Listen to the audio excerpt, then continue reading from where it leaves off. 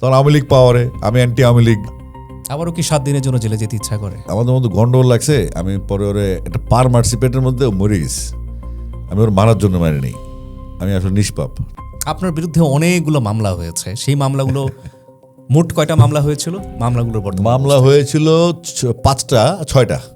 সেই মামলাগুলো আমি জিতে এসেছি, কোনো মামলা পেন্ডিং নেই। কোনো মামলা বর্তমানে অবশিষ্ট নেই? না, একটা মামলা আছে ও সাইবার ট্রাইব্যুনালের, সেটা স্টে আছে, সেটা হয়তো আমরা ফেস করবো। কয়দিন আপনি কারাভোগ করেছেন মোট?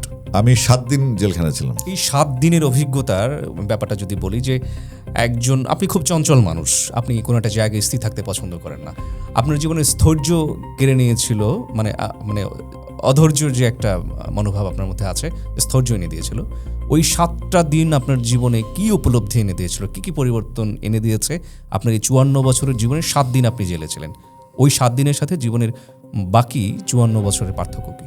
ওই 7 দিনে আমি একটা জিনিস দেখলাম, জেলখানায় যারা ঢুকে তারা সবসময় নিজেকে নিষ্পাপ মনে করে। এবং তাদের, সাপোজ আমি জিজ্ঞেস, সুমন নামে একটা ছেলে সাভারের, তাকে বললাম তুমি জেলে কেন? ভাই আমাদের মধ্যে গন্ডগোল লাগছে, আমি পরে ওরে একটা পার মারছি পেটের মধ্যে, মরে গেছি। আমি ওর মারার জন্য মারি নেই, আমি আসলে নিষ্পাপ। তো এখন আপনি তাকে ডিফাইন করবেন কীভাবে? আর জেলখানার আমি যাওয়ার পরে যেটা হয়েছে, যেহেতু আমার শ্রেণী পেশা বাইরে, আমার সাধারণ মানুষের মধ্যে আমার খুব গ্রহণযোগ্যতা আছে। তো জেলখানায় মনে করেন একটা রাজার মতো ছিলাম আর কি। ও সর্বটা মাছ এনে দেয়, ও ওখান থেকে বাড়িতে খাবার আসলে আমাকে একটু দেয়। তারপর ওই জামাতে নামাজ পড়ার জন্য ডাকাডাকি হয়, বা হয়তো হুজুর আসলেন মসজিদ থেকে, লাইব্রেরিয়ান আসলো, আমি লাইব্রেরি থেকে একটা পেপার দিতে, আমি বললাম আমার কয়েকটা পেপার দিতে হবে। তো পেপারগুলো দিয়ে আবার নিয়ে যেতেন 4টার মধ্যে। আর সবচেয়ে বড় ছিল জেলখানায় সেটা আকাশ, একটা বাউন্ডারির উপরে এত বড় আকাশ, এত বড় আকাশ একটা বাউন্ডারিতে পৃথিবীর। কেরানীগঞ্জে ছিলেন? সব জেলখানার আকাশই বড় হয়। কেরানীগঞ্জে ছিলেন? কেরানীগঞ্জে ছিলাম আমি। তো আবার এই জেলখানাতে বের হওয়ার পরে সবচেয়ে মানুষ আকাশটা মিস করি, একটা বাউন্ডারির মধ্যে যে জেলখানার আকাশটা পৃথিবীর সবচাইতে আবদ্ধ আকাশ, যেখানে আকাশটা আবদ্ধ না, কিন্তু দেয়ালে চেষ্টা করে রয়েছে পৃথিবীটা আটকানোর জন্য, যেটা সম্ভব না। আবারও কি 7 দিনের জন্য জেলে যেতে ইচ্ছা করে?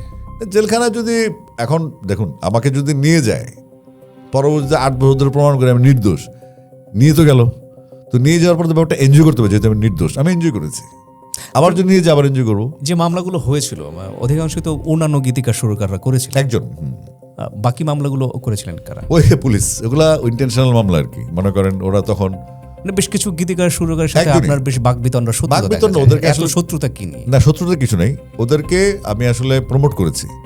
যাদের নামই বলবেন তারা, ওদেরকে আমি প্রমোট করেছি। আমার গান দিয়ে কিন্তু ওরা আজকে এস্টাবলিশ, কিন্তু আমি মনে করি আমার গান দিয়ে না, তাদের নিজস্ব প্রতিভা তাদেরকে সেখানে নিয়ে গেছে। পরবর্তীতে কাজগুলি তারা হয়তো তাদের কোনোভাবে মনে হয়েছে যে আমার কাছে, তখন কিন্তু আপনার ওই রকম কপিরাইট বা এগুলো নেই। তখন আমাদের কাছে নাজির মাহমুদ ভাই আসলেন একদিন, আরও রাজেশ বাবু আসলেন, কি থেকে শুরু বললেন, আসিফ ভাই আমরা তো ডিজিটাল কন্টেন্টের এসব কপিরাইট বা ইন্টেলেকচুয়াল প্রপার্টি হিসাবগুলো বুঝি না। আমি বললাম আমিও বুঝি না, কিন্তু আমাদেরকে নিয়োগ দিতে হবে কাউকে যে বুঝে। তখন আমরা আমানুল হক রোজ নামে একজন জার্নালিস্টকে ডাকলাম, যে তখন কাজ করতে এগুলো নিয়ে। তো তখন তারা সম্মতি দেয় যে হ্যাঁ ঠিক আছে আসিফ ভাই, আপনি আমাদের গানগুলো তোলা শুরু করেন।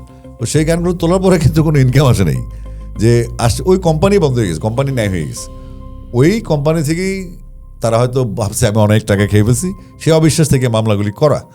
তো যাই হোক, এটা আলোচনার অপশন ছিল, সালিশ ডাকতে পারতো, সিনিয়রদেরকে জানাতে পারতো, অপশন ছিল, কিন্তু তাদের ক্ষমতা ছিল তখন। কারণ তখন আওয়ামী লীগ পাওয়ারে, আমি অ্যান্টি আওয়ামী লীগ, এবং আমি এক ধরনের তখন নির্বাসিত জীবনযাপন করছে, আমার পাওয়ার কম, বা আমি তাদেরকে প্রোটেক্ট করতে পারবো। তারা বিভিন্ন আওয়ামী লীগের বড় বড় মিডিয়ার লোকজন চেনে, যাদের সাথে আওয়ামী লীগ সরকার খুব কখনো কি মনে হয় আছে তৈরি না করলেই পারতাম? না, আমি ঝামেলা তৈরি করি না, তো ঝামেলা তৈরি হয়ে যায়।